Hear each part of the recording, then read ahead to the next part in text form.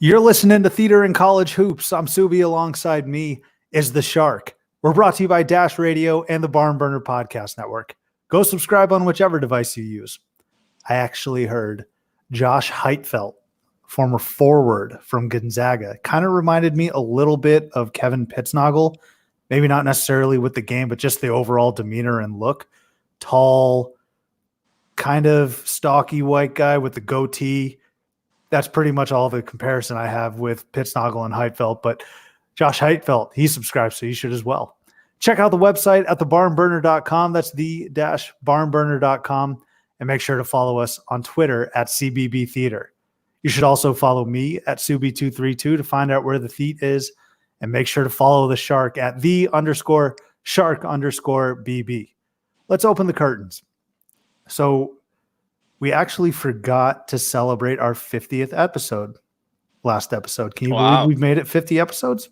To think about how far we've come, and this is probably good to talk about here today. The announcement came out that Barstool is worth like $500 million at this point. Let's talk about how far Titch has come. In the 50 episodes, we're both in the same apartment using the same. We upgraded our software a little bit about how we perform this show. And, not much else has changed. We're both a little bit older. I've hit 30. You're getting close to it. Still got that beautiful head of hair, I'll tell you that much. But not much else has changed. But we're on a path. We're on a path here, Father. I think that we've probably developed our game pretty well in the 50 episodes that we've been doing this. Well, so first of all, I'm in a different apartment. I would like to point that out since when we started this.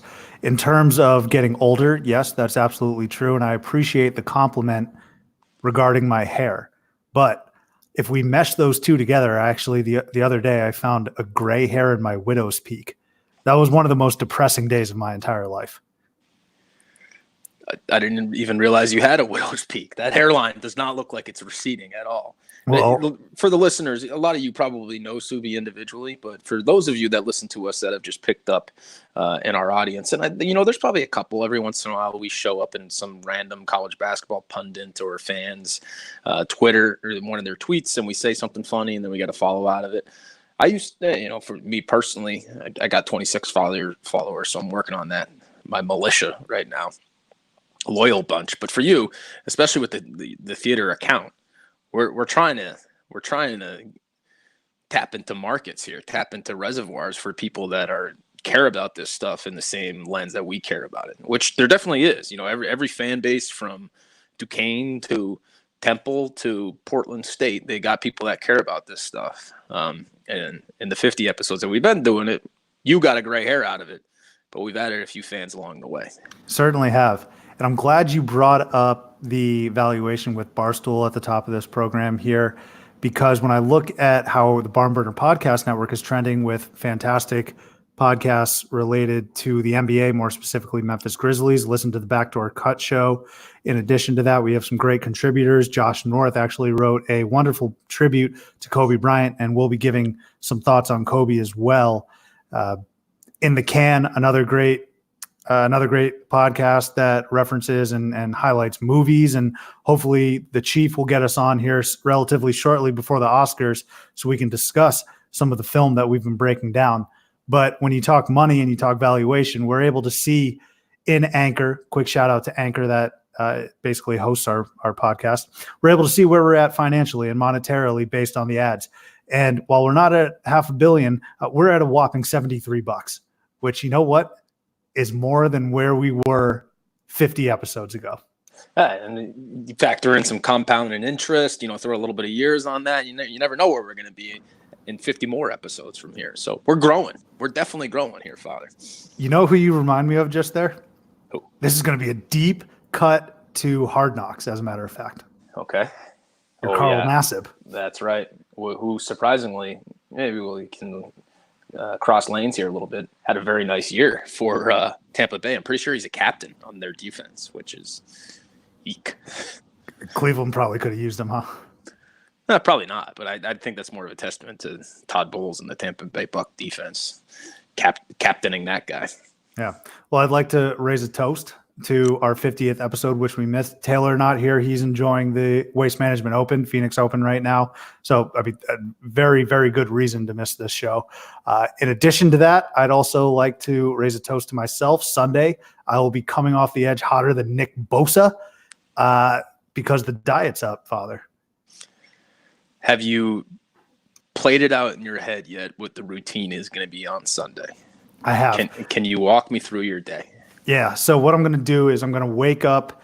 I actually might go out Saturday night to get some orange juice because I have nips left over from Christmas holiday gifts, exchanges, things like that. Mimosa time, baby. Mimosa time or screwdriver time. Not sure which, but wake up Sunday morning, either do that, maybe just crack a beer that I have. I got a few platinums in the fridge, as a matter of fact. But what I'm going to do is I'm also going to play in the background the Aerosmith song where he goes, "I'm back in the saddle again." I'm also taking song requests. What time are you waking up? Can I ask that question? Is that too intrusive? No, I've been sleeping in a little bit more because you get much better sleep when you're not drunk / hungover. Honestly, like when you're not drinking and you pop a melatonin before you go to bed, you're on the wave right there, my friend. That is a fun night of sleep. How was your dry January, as a matter of fact? You're done, right? Yeah, like 3.5 weeks or so. I had a friend's birthday party that I had to be at, and you can't put yourself in a precarious situation like that. You don't want to be the guy saying, I'm just going to have a regular tonic over here or just put a lime in that water. You don't want to be that guy, especially when like you're not at that point in your life. But not honestly, people always say this when they're like, "Oh, I don't know if I'll ever be able to do that," and I'm missing out on all this fun. Once you get 3 or so days in, it kind of just the payoff in the morning is just so much better, and the productivity that you can have the following day. That doesn't necessarily apply to me. I never get hungover. I don't feel hangovers. That's always been the case with me. Don't get hungover at all. Bounce back like a freaking jackrabbit the next day, no matter what. But once you get, I notice it more in like working out. Like I'm out. I'll be out there every day. Rain, snow, cold. At least 20 minutes of a good run. Doesn't matter if it's on a treadmill, out in the field, at least 20. So you're doing a little more than that. And I noticed the difference in that aspect of my life. Well, there's no denying that productivity levels are through the roof when you're not hungover, right? I mean, as opposed to ordering Uber Eats and a Jersey Mike sub, I'm going to Target to get some toilet paper, get some essentials around the house. That's obviously a great byproduct of what we're doing.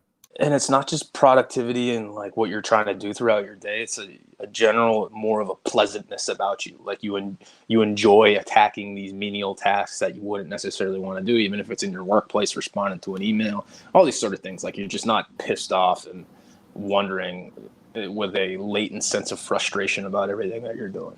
Well, it gives you something to do also, because when you're not drinking or eating shitty food, those are pretty much the two cruxes of a good social event. Exactly. So when you abstain from those social events because you want to refrain from temptation, you kind of become a hermit, and it's very nice on the wallet, let me tell you. And planning for a wedding, as you and I both are aware, it can be helpful. But doing those menial tasks, you're like, great, I have a reason to get out of the house. I have a reason to, burn a little coal in the engine. And we got to look at the opposite side of this as well. It's not all freaking daisies and roses out here. Like there's so many random Tuesday and Wednesday and Monday nights where you're just sitting there, or Thursday nights, or even, getting into the weekends, it's even tougher, where you're so bored and you're watching The Bachelor and you're like, oh my God, why am I doing this sober? Or I've been watching all these other, just not entertained as much as I'd want to be, watching college games on Saturday nights. You go to the movies and going out to dinner. You're just a loser pretty much. Yeah, exactly. But again, it's kind of nice to have this excuse to say no. I'm terrible at saying no when invited to social events. Right? I look up excuses to get out of social events, but now I'm able to just say, well, we're doing this for 30 days. We're not going to be fun. So don't invite me until Super Bowl Sunday. Super Bowl Sunday, though, top's coming off. Yeah, like let's get back to the itinerary. Oh yeah, true. Okay. All right, so we got Aerosmith playing. We're waking up, sleeping in a little bit, getting that fresh sleep. You're getting a little screwdriver, maybe a mimosa, depending on how you're feeling. What are we doing next? Because you got to adjust. You're a West Coast guy. You're adjusting to a Super Bowl starting at 5:00 p.m. It's crazy. Welcome to the real world over here, my friend. You got to get used to this. This is the first Super Bowl that's going to be post like 4 or 3 p.m. in about 10 or 11 years.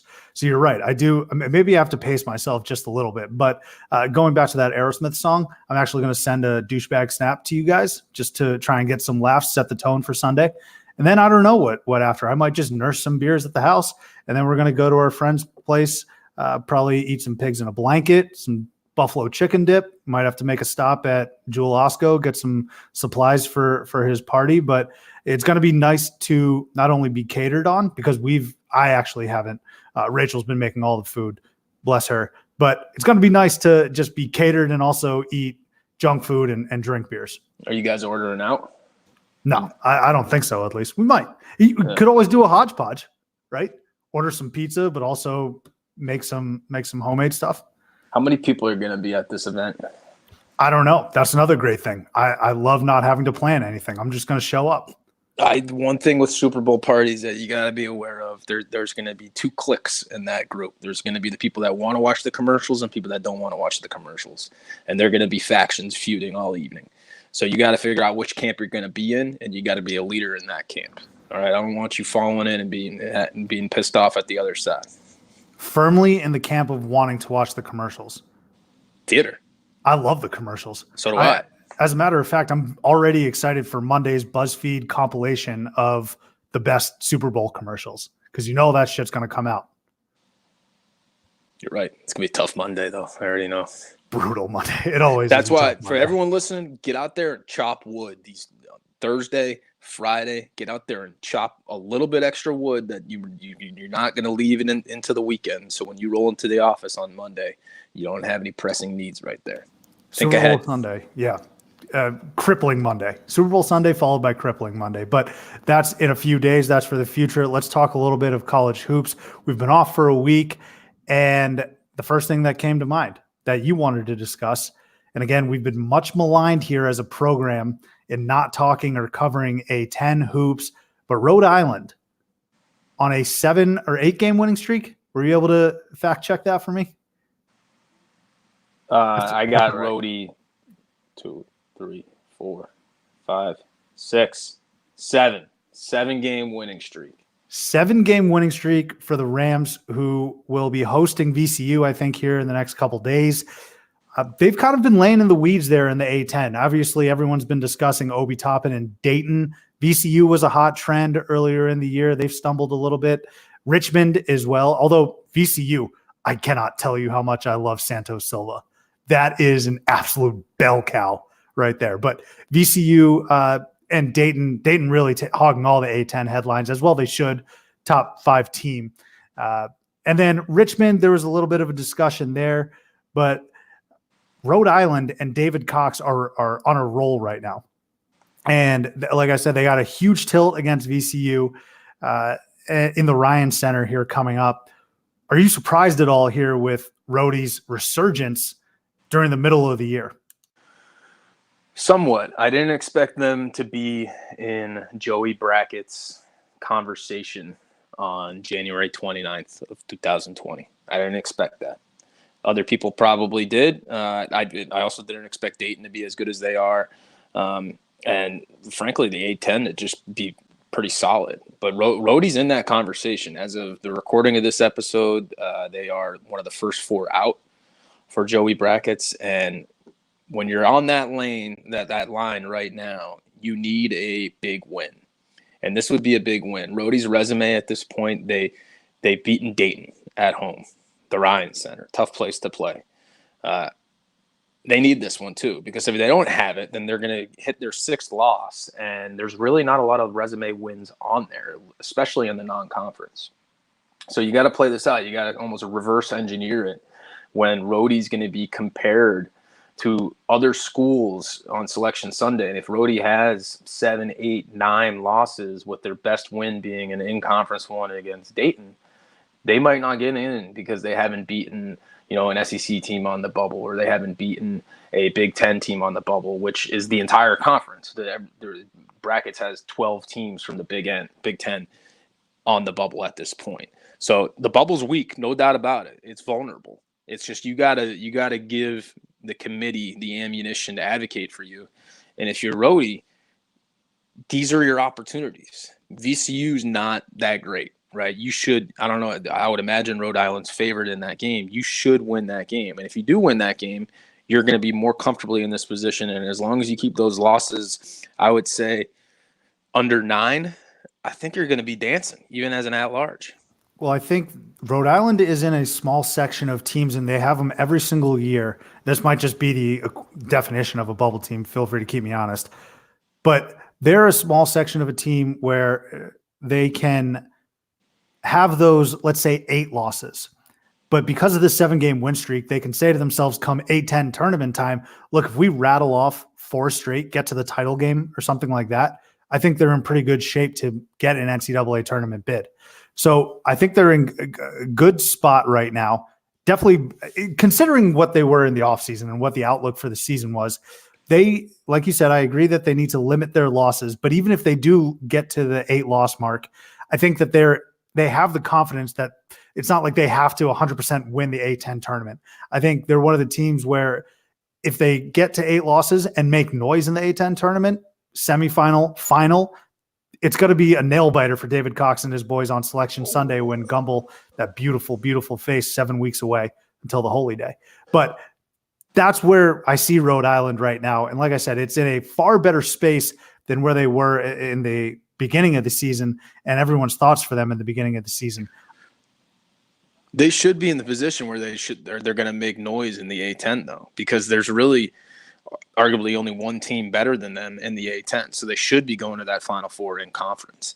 And I used a comparison, SEC teams that are on the bubble. Rhode Island's actually beaten Alabama, who's also going to be on the bubble. But there's other teams out there. There's the Mississippi States. There's the Xaviers in the Big East, which has been a tough conference. They're in competition to separate themselves from power conference schools that are going to have more opportunities for bigger wins than them. So Rhody needs to hit this one. And I think the bigger conversation surrounding our surprise here is that when Danny Hurley left, I don't think any of us would have thought that Rhode Island would keep themselves in the conversation. And that's a tribute to this Cox guy and Fats Russell and Doughton and Cyrus, Landevine, all those guys. They're keeping them in the conversation. Yeah, and to your point real quick about Rhode Island and where they're placed in the A-10, I'm essentially just saying I don't think that they need to feel the pressure yet of, let's say, winning out or winning a crazy percentage of their games. I think they're in a very good spot in terms of how they're playing. Obviously, they're on a 7-game winning streak, but in addition to that, there's not a shitload of pressure on them just yet. Now, you brought up the coaching matchup between David Cox and obviously Danny Hurley, who took Rhode Island to the tournament, who had them beat Oklahoma and Trae Young in the first round of that tournament. And now he's over at UConn.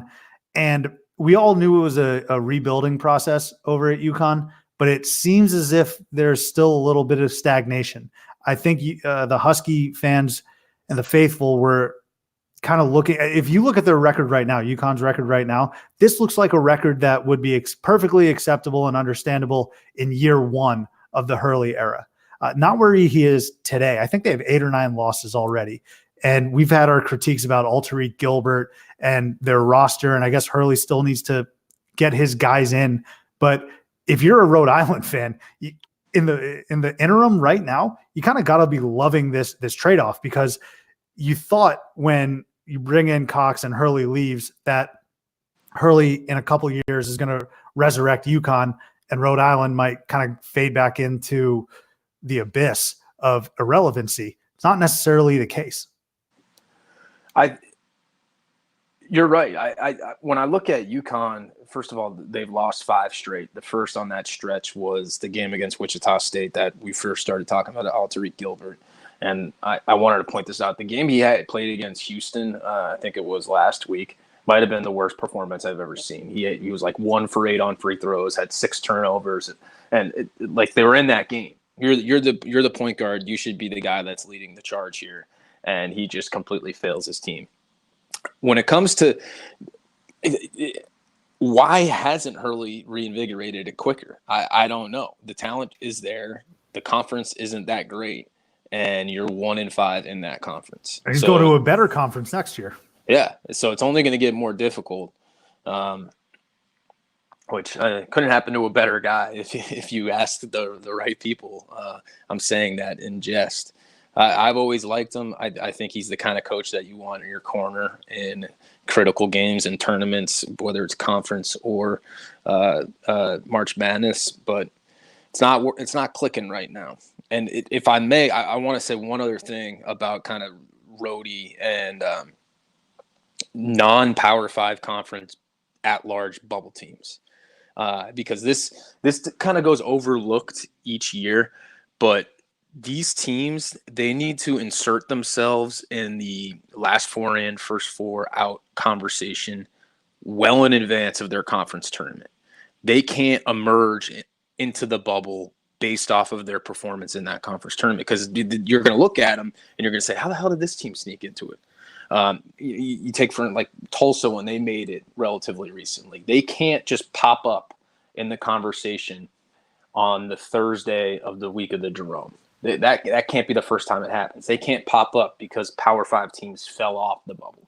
They need to put themselves on that bubble beforehand so that what they do in the conference is more noticeable. They're already in the conversation before the tournament happens. So that's why these games are big. And I do consider the American. I consider that conference is that type of conference as well. So like Memphis is, if you ask the person walking down the street, they're probably going to say, Memphis. Yeah, they're nice blue shoes, that. They're probably going to think Memphis is on the bubble, but Memphis is kind of falling apart right now. Memphis needs to put themselves back into that conversation. The reason people think they're in is because the conversation swirled about them what they're ranked earlier in the year. Yeah, and was that in reference? I know you just talked about Memphis, but was that in reference to UConn, because they're not making the tournament? I don't know what else I can say about UConn. They're terrible. I pronounced them done after that Wichita State. They weren't even in at any point. So I'm fine. I'm struggling to find words to say about UConn, and it's unfortunate to see probably the jewel of Northeast basketball when you compare it to maybe Syracuse, but Syracuse isn't close enough to a big city. Yeah. I mean, since we're giving out toasts and saludes, I'll give one to Rhode Island, because this is probably about as good as you can have it right now with what has transpired over the past few years at the coaching ranks, with obviously Hurley leaving and now bringing in David Cox. And you know what? You're right. Give a hug to David Cox, because he was assistant, and I feel like a lot of Rhody fans are like, yeah, I was behind this hire because he's been on the bench. He knows the program. But I feel like a lot of casual observers and those that aren't necessarily fans, i.e. you and me, may have been like, well, I don't know necessarily about this hire. But rattling off 7 straight games in what's supposed to be somewhat of a rebuild year is nothing short of very impressive. And like I said, I'm excited to see where Rhode Island goes from here. I'm excited to see, because they're a dangerous team. They are a very dangerous team come A10 tournament time. And I've always argued that I'm not going to go so crazy as to say that the conference tournaments are better than the NCAA tournament. Simply not true. Yeah, but I will say though, that conference tournaments are criminally underrated in terms of upsets and in terms of insane games. There's always one really good or powerful team that's picked to win the conference tournament that gets nipped off maybe in the semifinals or the first round after they have played an excruciating schedule. They've won a million games. I really would not be terribly surprised if in the conference tournament A10, Rhody knocks off a Dayton or something like that. They already did it once. And David Cox, the guy is irrelevant. It's no fault to him. He's doing a great job coaching his team, but the fact is nobody is talking about Rhode Island. And you and I, we're sitting here, I'm looking at our little ticker right here for anyone that's been criticizing us about how much time we spent on the A10. I think we're running on like 14 minutes of A10 talk right here, so that's not bad. But when I Google search David Cox, you want to know what I see? First thing that pops up is a statistician named David Cox. Then I'm seeing reports of a masseuse named David Cox. Then I got a guy that was a union president that was accused of sexual harassment named David Cox. I haven't seen any David Cox that is coaching URI basketball on the first page of searching David Cox. Can I tell you something without you getting mad, though? What? You've said it twice now, and I was giving you an opportunity to redeem yourself without me correcting, but Dayton has not lost to URI. Their only 2 losses are to Colorado and Kansas.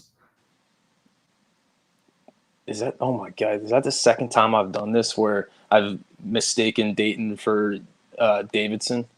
I think it is. Yeah, I think that's it. I've done that. All right. That's my curse. It's one of my bugaboos. Whenever I see the DA, I don't, and then the V and the Y, it's like it's too close for me right there. I automatically jump to a conclusion. Primary red color as well. Look, it's all right. It's all right. Pick yourself up. But I just wouldn't be surprised, and we're going to see it in a few other conferences as well, where a random team knocks off the top dog. So watch out for this roadie team. So we'll end A10 and roadie talk on this.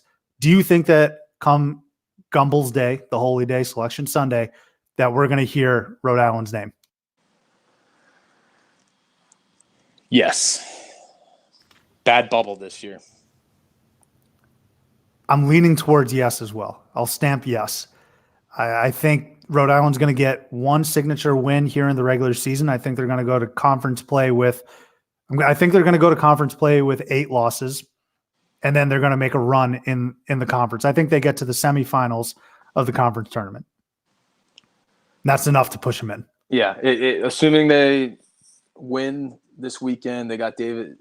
I'm doing that. The icons and the logos and the Y and the V are way too close. They got Dayton twice, once on the road, once at home, obviously, and then they have to go to Davidson at some other point. So I think they get in, split one with Dayton if you can. Win the wins you're supposed to. You can drop a couple here or there if you need to. Maybe drop 1 or 2 on the road at Davidson. You can take that one. Going to UMass when you're looking ahead to the tournament, the final game of the year or whatever. Take that one. And I think you might have an opportunity still. Like I said, keep it under 9 losses. If you keep it under 9 losses, I think we're dancing. The fact that we're talking about this in late January is still pretty impressive for Cox and the Rams. And like we said, UConn's done. So quite a trade-off for the boys in Kingston. Can we talk about real teams now? Yeah, sure. Thank you. So let's segue. Nice segue. The past 2 weeks for Butler and Auburn have been kind of rough. Auburn was ranked top 5 about 2 weeks ago. And then a lot of people will say, well, they then started playing teams with a pulse and they lost a couple and they dropped all the way to 16. Butler the same way. They were a top 5 team. I saw them at Wintrust Arena against DePaul and got smoked. So the past 2 weeks have been kind of rough on Butler and Auburn, who were previously top 3, top 5 teams ranked. But the other night they had great comebacks on the road in conference, of course. So Butler, who did they come back against? Georgetown in DC, and then Auburn. Wacky game in Oxford, Mississippi. They came back and beat Ole Miss.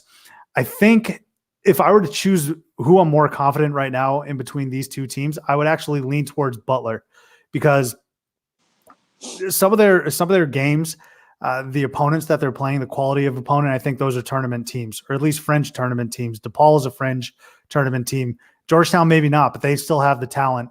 Auburn is in dogfights, double overtime dogfights with Ole Miss, who doesn't have the star power. I say collegiate star power in Isaac Okoro or Samir Dowdy or a coach like Bruce Pearl. So that was a little bit concerning with Auburn. Nonetheless, those are huge wins at this juncture of the season because both the Butler and Auburn, they're going to get in the tournament. Now it's a matter of seeding. Now it's a matter of, when you're picking them for a tournament run, how are they going to stack up? Can they get nipped by an underdog team? And I think Auburn right now is a little bit more susceptible to that. I think there are too, and nobody thought Auburn was going to be what they were, at least when they jumped out to being the highest they were ranked was probably 5. Is that right? Yeah, Yeah, I something think like that. I think there were 5. But you're right. And last night, Tuesday night, they both tipped off at 9 p.m. It's tough for anyone to be staying up watching that. I can't believe Georgetown had a game at 9 p.m. in DC. Like, nobody would be going to that game, especially when it's being played off campus. So Pat Ewing can't be too thrilled with the schedule on that one. But in terms of whether or not I'm impressed versus both those comebacks, and those both could be catapulting comebacks for teams that were just really in a rut.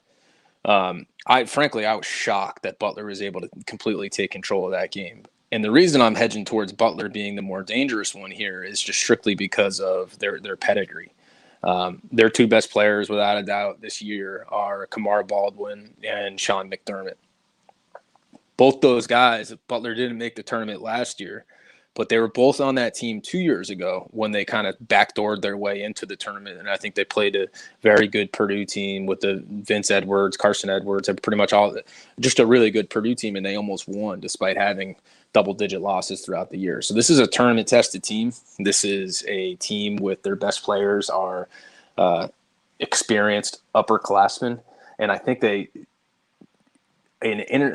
January rut like they had is not going to be something that's going to nosedive them going into March, and this could be something where they're kind of right in the course at this point. Yeah, this is a good time to get it right because it's kind of the dog days of a collegiate season is middle of January, right? You're not necessarily in the first half of the season. You're not eyeing for the Big East tournament or the NCAA tournament just yet. Those is kind of the middle of the pack right there. So it's kind of understandable for kids. I'm going to sound like Calipari right now, for kids to kind of lose focus a little bit. But that is these are critical wins, not only for seeding, but to avoid a complete tailspin. Because when you lose winnable games, on the horizon are games that you've scheduled preseason that are going to be difficult and tough to play. Right. As an Arizona fan, right, I'm looking at their schedule and I'm like, St. John's is fine. ASU is fine. You drop those games and then you got to turn around and potentially, and then in a couple of weeks, you got Oregon. Right. And so those aren't games that are given to you. And so when you lose these very winnable games, and anything can happen in conference play, but when you lose these very winnable games, and you're like getting smoked like Butler and Auburn were, that's how kind of you go into a tailspin. So winning those games and avoiding that tailspin is crucial. Absolute morale boosters too. It's like knowing that you're a good jump shooter for anyone that plays pickup ball, knowing that you're a good jump shooter, and then you go on this run of missing like 10 straight jumpers and you're playing in a league and then finally you get 1 or 2 to go down. All it takes is that it improves the morale. You get back on the horse and you right the ship from there. A lot of cliches right there. Yeah. Sound like a coach. So one other thing I want to talk about, that Auburn Ole Miss game, some of the dumbest basketball I've ever seen played in crunch time minutes. I mean, Auburn was up 2 with 18 seconds left and Ole Miss had the ball and they foul. Before that, Ole Miss was down 3 and there's a minute left. So you play it out, obviously. Nope. They decide to foul. Give them an advantage there as well. It was so bad. And then in, I think, overtime, Ole Miss had the ball underneath their own hoop and there was about 2 seconds left. Game's tied. They throw it and it goes out of bounds, or it was supposed to go out of bounds. Auburn decides to save it from going out of bounds, call a timeout. So instead of getting the ball underneath their attacking hoop, they have to heave a half-court shot. Quite literally some of the worst terrible basketball I've ever seen. Just terrible, just to quote Stan and Dursky. Don't expect that from 2 good coaches in Kermit Davis and Bruce Pearl either. But kids, man. Kids. Rick Barnes, let's stay in the SEC. Your boy. Well, actually, first of all, before we get to Rick, you, a couple weeks ago, or maybe it was just last week, you declared BC basketball dead. You've done the same with Tennessee this year? I just did. I pronounced them dead last evening. You lose to A&M, who is just horrible this year. I mean, they're not a very good team. Buzz Williams would be the first one to tell you that they're terrible. And just a completely flat performance. Tennessee was on the bubble. They're still on the bubble, shockingly. But they're struggled to score points throughout the year is not a secret. You know, most of their points have come from the free throw line in games that they've won. Kind of a shocking free throw percentage in terms of their efficiency on offense. In this game, they were just so outmanned. They were out-rebounded by almost 25 rebounds in the game, which is outrageous. A&M had this guy, his name is forgetting me. He played like 5 minutes throughout the year. And at one point, he had about 4 straight offensive rebounds in one possession over John Fulkerson. Now, Fulkerson, it's hard to criticize him. He's been probably our best player this year. And when you're Tennessee, you should never have John Fulkerson being your best player this year. That's more of a testament to Josiah James and Jordan Bowden not having very successful years and losing Lamonte Turner. But this guy on A&M, and I'm going to pull his name up in a minute, forgive me for missing it. He was just a beast. He got so many offensive rebounds at one point that a foul was called on Fulkerson, and one of this A&M guy's teammates came up and just completely pushed the A&M guy in celebration because they knew the effort that he was putting in.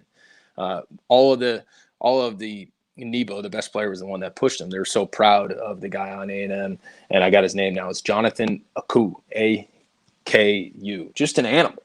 And they lost the game because they were out tough. No other way to put it.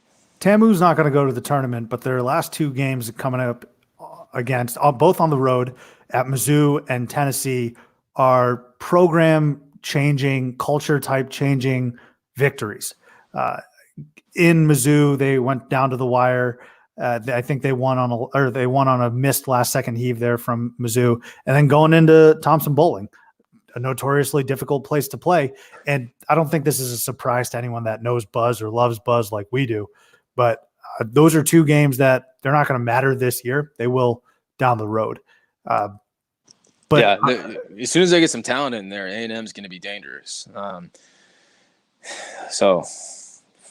happened to Yves Pons? That was your boy. I still like him. He's just having to play a role that isn't his skill set. You know what I mean? He can't be the alpha dog, create his own shot on offense. He's more of the outstanding defensive player, outstanding rebounder, elite athleticism, but shouldn't be the focal point of an offense. He's been fine though. He's not the problem. The problem is Jordan Bowden and the fact that we're asking Jordan Bowden to do too much. Yeah, I'm calling them dead though, just because you look at their resume. They're 12-8 now, 4-3 in the SEC. They still have to go to Kentucky. They're at home at Kentucky, excuse me, but they still got to play them. They got to play at Alabama, bubble team, at Mississippi State, bubble team. Just a lot at Auburn, at Kentucky as well. Like they're going to get run out. So unless they win the SEC tournament, that's the only opportunity to win it, which is okay. You know, the next year's supposed to be their year anyways. But it would have been nice to sneak in as a bubble team. Yeah, it's not easy to replace a Schofield, Grant Williams, Bone, right? Bone's not there anymore. Yeah, or Gary Bertier either. You can't replace him. No, certainly cannot. But I wanted to talk about Rick Barnes real quick. I don't know if any of you guys saw this, but Rick Barnes during this Texas A&M game is upset at a call, and a ref is walking towards him. Actually, he might have been walking towards the scorer's table to record or tell the bookkeeper who the foul was on, but he's walking towards Rick Barnes, who, mind you, is stationary. He's not moving at all, standing in the exact same spot. And this ref, with such a ludicrous move that I truly, truly do respect it, the ref makes a beeline right to Barnes, bumps into, yet again, worth noting, a stationary Barnes, and looks at Barnes in such an incredulous fashion, like, dude, did you just hit me? It was one of the most preposterous moves I've ever seen an official make. This is something that like a Joe West does in Major League Baseball, or like Angel Hernandez, right? Or Joey Crawford in the NBA. This was just such a ridiculous move for the ref to bump into Rick Barnes and then blame Rick Barnes. And so I wanted to get your thoughts on that. I had a very, very good chuckle, but if we take a step back for a second and look at that, at some point we got to say, wait, when do these officials get penalized or reprimanded to any extent when nonsense like this happens? So, but the guy's name, I think it's Mike Nance is the name of the official. He's had run-ins previously with Ashton Higgins on Kentucky and Herb Jones on Alabama. And what do we take from it? I thought Rick Barnes, his press conference was about as diplomatic as you could possibly get, where he said, look, I'm not saying anything, but I'm saying something about SEC. Let's investigate this a little bit, because it really is just utterly preposterous. Just so much irrational arrogance from not just this guy, but a lot of college basketball refs. They are so proud of what they do. They think they are just, the court is their fiefdom and everybody has to react to them, and it's just not the case.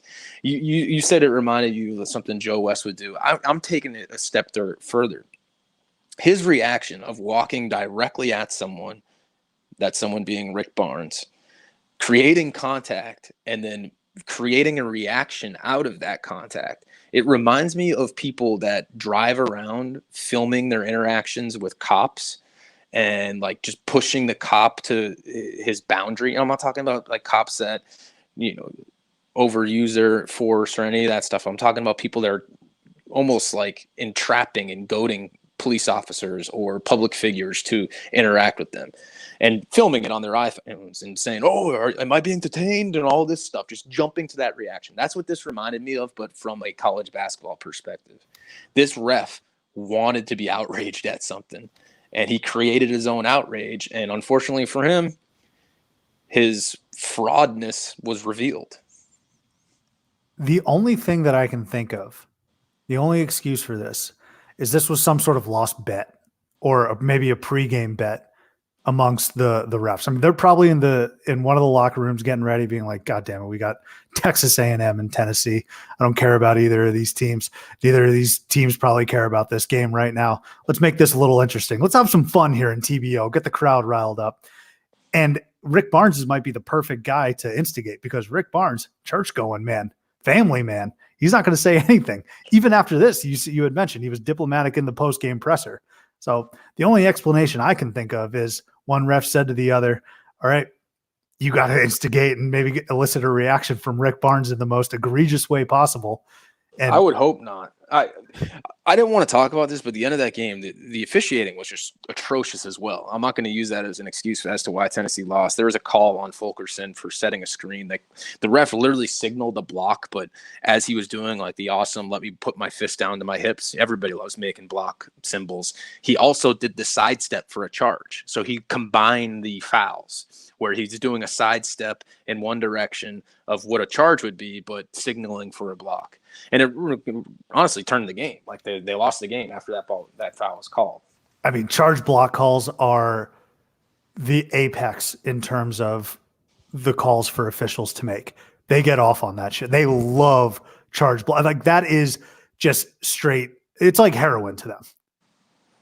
That, and I would say an NFL football referee, where it's a contested ball in the air and they throw a flag on it. Both the defensive player and the offensive player are wondering, like, is it pass interference here? Is it a pass interference there? And that little moment of suspense when the ref calls a pass interference or a holding and signifies it on the team you wouldn't expect. Refs love that too. Well, you know what we call that, right? Defense. What do we call that? That's theater. That little bit of suspense is theater. Beautiful. Who was it? Was it Hockley who, like, he would call the foul and then he would, like, take his hand across his body as if he's pointing to the left, and then just dupe you and go all the way back across his body. And he's like, offense. It honestly boggles my mind how they probably are trained on this, but that just shows some sort. You should never think as a fan that the referee is excited about a call he's about to make. Got to be objective. Got to be neutral. Just say it in the same tone every single time. Unless it's my team, say it excited for my team. They gotta get their spotlight somehow, though. Let's move on then from one coach in Rick Barnes to Coach K. 2 days ago, Coach K yelled at the Cameron Crazies for essentially what he thought was them taunting Jeff Capel. All the Crazies were saying, sit with us, or something to that effect. And I actually think it was in reference to, I think their message, or the root of their message, was you shouldn't be on Pitt's bench. You're a Dookie, you're a Cameron Crazy, just like us. Come sit with us. Coach K, hearing Jeff Capel's name being chanted, completely loses it. He screamed, "Shut up, shut up." And then he had to be restrained by a ref. Play kept going. And then it's halftime. You think it's over. No. Coach K then makes a beeline over to the Cameron Crazies, and he just keeps saying, "He's one of us. He's one of us." Coach K looks ridiculous in this. He then apologized after saying he misunderstood, but he hit you with one of those classic Coach K apologies / bullshit justifications, right? Like, I think earlier this year they lost a game that the Stephen F. Austin game. He made some sort of excuse. And then with this apology, he said, "Well, I'm sorry, but," you got to listen to this audio. I'll place it here in a little bit, but he basically said, "Oh, why don't we do some more positive cheers, like defense, or go Duke, go," or something like that. And it was just so cringeworthy. You could hear in his apology that he knew he was wrong.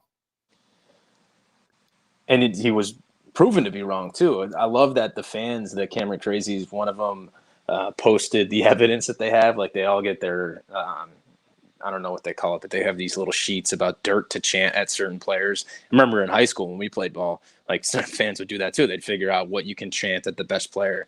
And where it says dirt for Jeff Capel, it says key dirt, and then underneath it says Pitt is coached by former Duke associate head coach Jeff Capel. Nothing bad to say here. Love you, Capel. So, like, they got the timestamps to prove that they weren't heckling him at all. But why can't you heckle previous people that have been in the organization? I don't think that's fair. I think Wojciechowski should be heckled if he's ever coaching there. How many other Duke associate head coaches are head Paulus coach at Niagara? If they ever play Duke. No, but like all the traditional ones, like Johnny Dawkins, he's gone. I don't think Johnny Dawkins is coaching anymore, right? Actually, or wasn't he just coaching? Yeah, UCF? South Florida. Yeah, UCF, Central Florida. Yeah, that's right. I mean, that team stinks too, but they always have that Zion layup last year. Yeah, should have won that game.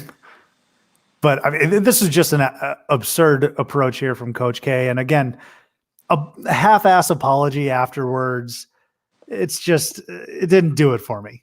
But I do think it's hilarious on both ends, because the Cameron Crazies, in my opinion, are the biggest squids in college basketball. Everyone praises them for their creativity and how they give Duke a home court advantage. I've always said Duke has a home court advantage because they play in like my living room, such a small arena.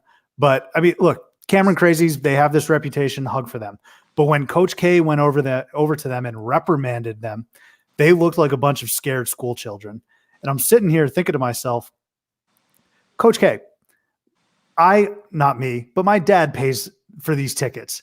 And Kornheiser actually made a great point. He said, "I don't even sleep in the fucking dorms. I sleep in these tents to come see you." All right. You're not my dad. You can't scold me like this. But yet every single one of them had this terrified look on their face, as if like on Friday when the substitute teacher was there, they acted up and created such a ruckus.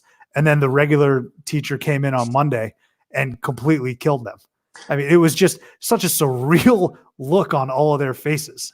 I don't agree with that at all. Coach K, when you've literally built the program and built the mystique of that school when he took the job there in the 80s. That's almost freaking 30 plus years ago at this point. I don't know the exact year that he took the job. I'm doing it in my head, but he can do whatever the hell he wants. People go to that school because they love Duke basketball. That they are on the national radar because of Coach K. So if he wants to scold you, then he should be able to scold you. Because the reason your tiny little gym that you're making fun of right now, the reason it's so packed and the reason that the people are sleeping out in the tents before is because of what he built. Fine, scold him, but have a spine. Like, look down. I'm not asking you to yell back at Coach K or anything like that, although that would be theater as well. I'm saying, like, go get a drink or look at your phone. Just completely disregard the guy. It was literally as if school was in session, the bell rang, and if these guys weren't locked on Coach K, they were going to get slapped on the wrist with a ruler. Which is how it should be, because those students petrifying. But they understand what he's built. They react like that to someone of that type of authority. He's a god. Have a backbone. Isn't Duke supposed to be the young leaders of America? Have a stand. Make a stand. No. That's all I'm asking the Dukies to do. Although there is a somewhat serious aspect to this that some people have dove into. A lot of people have acknowledged that Coach K was wrong, but they were saying that he, very understandably so, may have been affected by the passing of Kobe Bryant. And we're actually going to discuss our thoughts on Kobe here. But before we do that, a quick message from the Barn Burner Podcast Network. All right, Shark. So this past Sunday, news broke. Kobe Bryant passed away in a tragic helicopter crash. Obviously, his daughter Gianna, as well as 7 others in that terrible crash.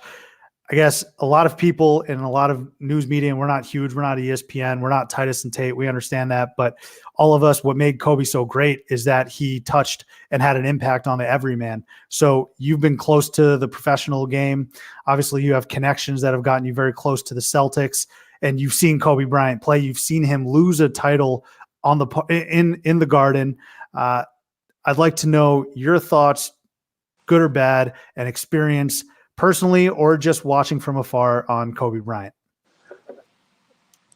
Always good. I mean, I know people aren't necessarily coming to us for us to give a reaction or a story or to even, provide our commentary on, but there's nothing we can really say that people that were closer to him haven't already said. All I can say is for someone in our age bracket, late 20s, early 30s, growing up on the East Coast, rooting for East Coast teams, Kobe Bryant was built up to be the perfect villain, right? You're supposed to hate him. He won so many times. He was cocky. He was arrogant. He was so freaking good. And you're naturally rooted against his teams, especially if you're a Celtics fan like I was, and you were playing him in big games. Yet for some freaking reason, there was always just like this deep like that you had for him, and I don't even want to call it respect, because of course you're going to respect the guy, but just a appreciation for how good he was, for how unique he was, and how much of just like an asshole he was to his teammates, but in the right sort of way, just like a calculated, nice asshole.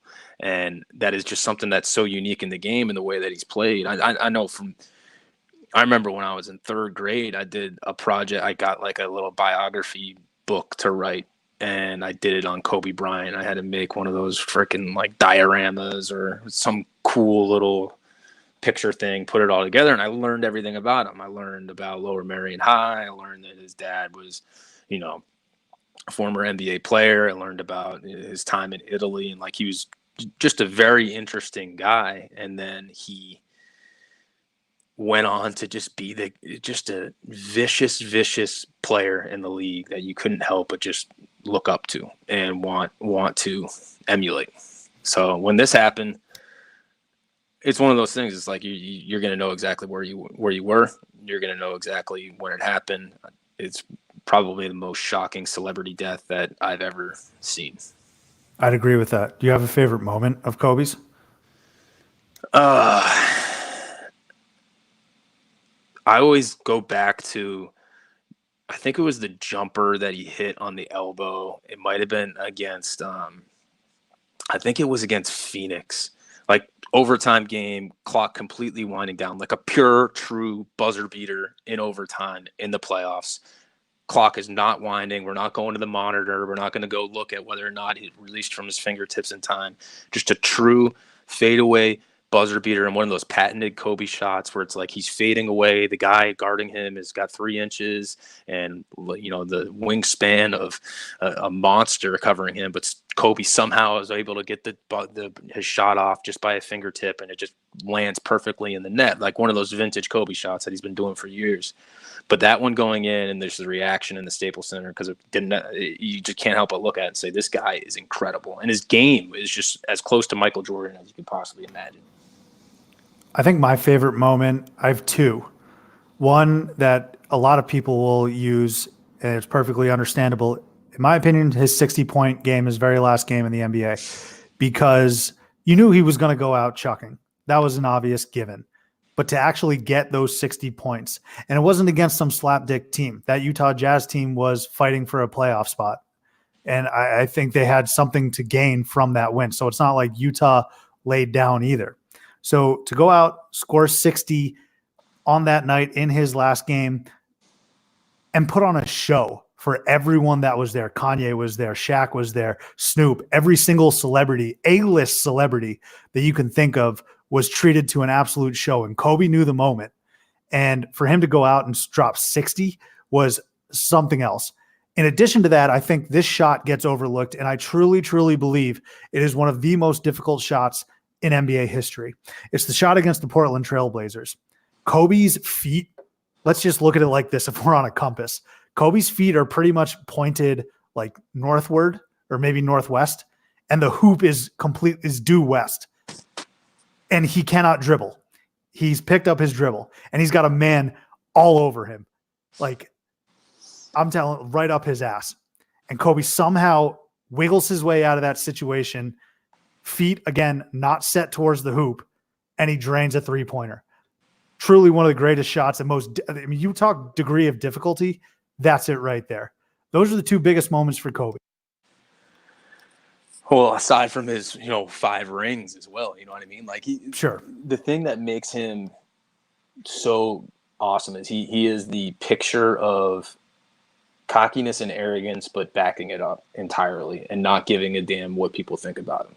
Which, all of us, whether you have different personalities, some of us are, like I myself, I can definitely be arrogant and a cocky guy, even with dumb little tweets about like stupid college basketball teams.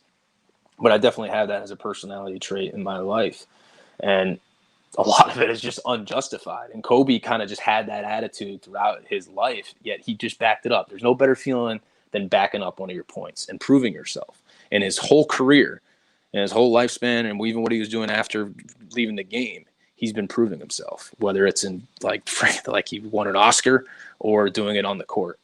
And he's just so, I know this is kind of getting to a ramble point here, but unique and not what you would expect out of an elite NBA player. He really isn't. Like, he's kind of Renaissance man. We've all seen the clips of him speaking different languages, his interests, and just his humor as well.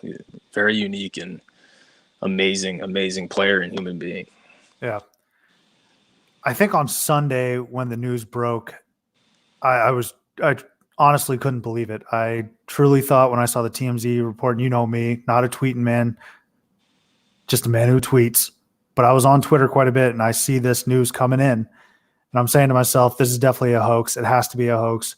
But there was also a decent amount of me that was like, well, this is TMZ. Recently, they get these things right, and they're 100% airtight. So that was the scariest part. And then obviously in the aftermath of this, you had mentioned it, this is the biggest celebrity death. I'd agree. So for generations older than us, Michael Jackson passing away, Prince passing away, those two had an incredible imprint on those generations, and maybe even people in our generation. I can't speak for them. But for me personally, watching Kobe pretty much throughout his entire career, right? There's an age in which you start getting involved and start watching sports religiously, right? And that's around eight or 9, I would say. Kobe came into the league in 96, 97. And I think he became a household name when they beat the Sixers for his first title. Or it might have been the Pacers for his first title, I forget.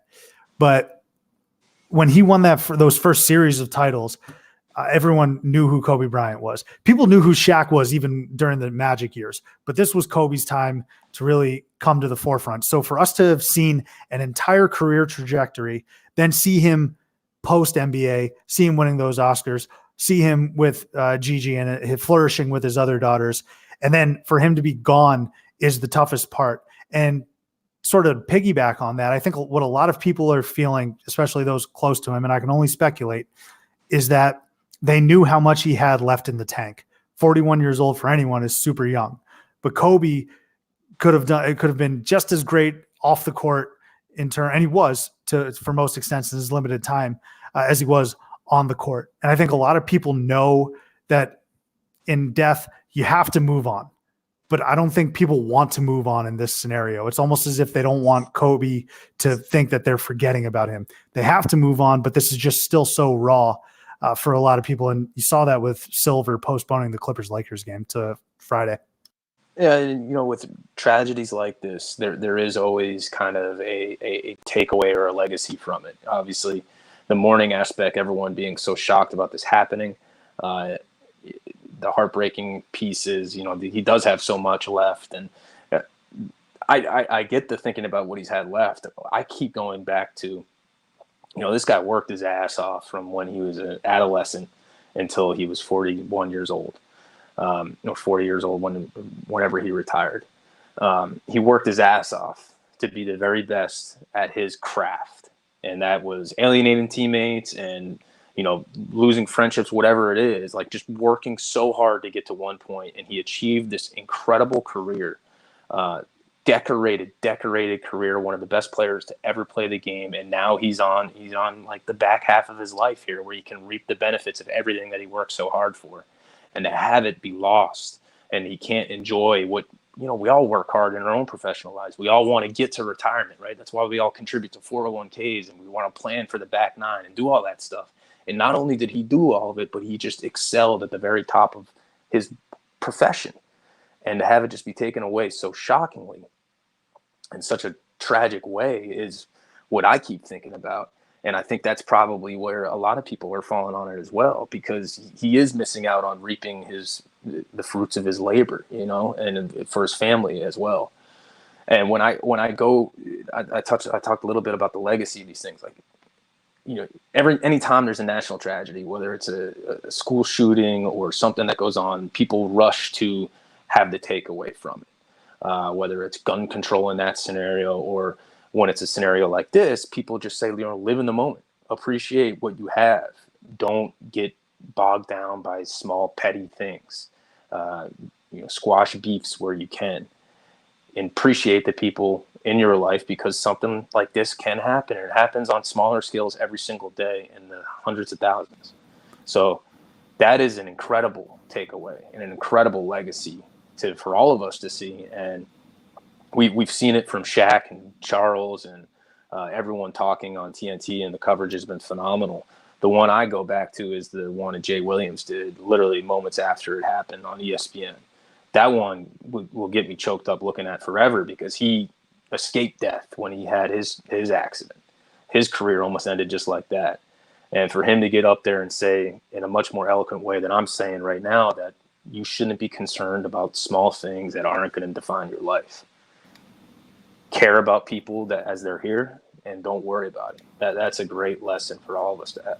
That's true. It does dovetail nicely into my next and pretty much final point. But you had mentioned Shaq, watching the TNT crew, I think that's the one that hit me like an absolute Mack truck. Seeing this big, jolly giant, and we see him on every single commercial.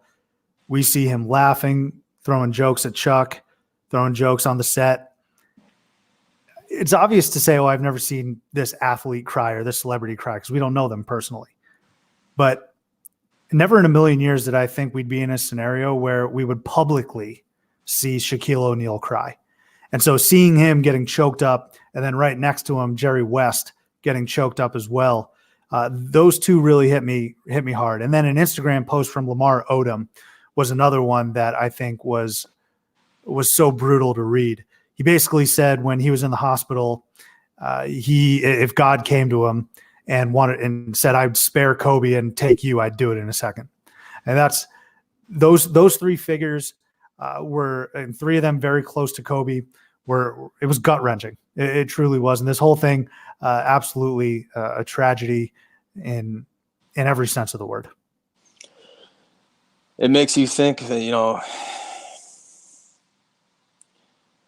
don't know.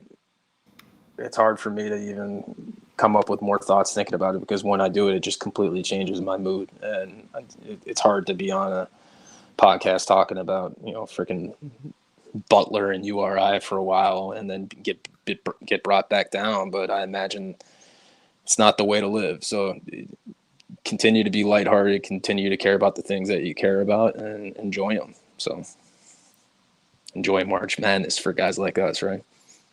No better words to end the program on. Thank you for listening. As always, we will see you next time here on Theater in College Hoops.